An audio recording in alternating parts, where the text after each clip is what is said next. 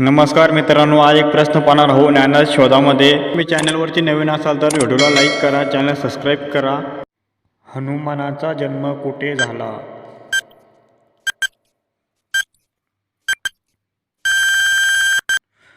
उत्तर आहे मित्रांनो, अंजनाद्री पर्वतावर हंपी कर्नाटकमध्ये जन्म झाला। चला आपण आता पुढचा एक प्रश्न पाहणार आहोत। श्रीरामाचा जन्म कुठे झाला?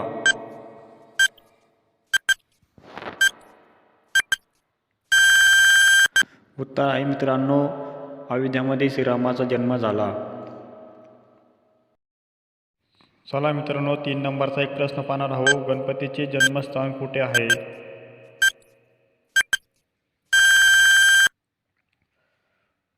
उत्तर आहे मित्रांनो, गणपतीचे जन्मस्थान हे कैलास पर्वतावर आहे। पार्वतीने अंगाच्या माळापासून गणपती निर्माण केला होता। चला मित्रांनो, 4 नंबरचा एक प्रश्न पाहणार आहोत। श्रीकृष्णाचा जन्म कुठे झाला? उत्तर आहे मित्रांनो, श्रीकृष्णाचा जन्म हा मथुरामध्ये झाला। चला मित्रांनो, 5व्या नंबरचा एक प्रश्न पाहणार आहोत। रामायण कोणी लिहिले?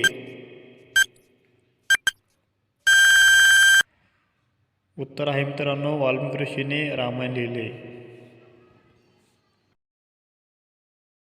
चला मित्रांनो, 6 नंबरचा एक प्रश्न पाहणार आहोत। गंगा नदी कुठून उगम पावते?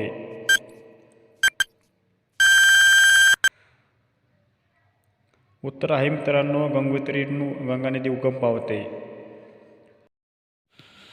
7 नंबरचा एक प्रश्न पाहणार आहोत मित्रांनो। हनुमानाला वायुपुत्र का म्हणतात?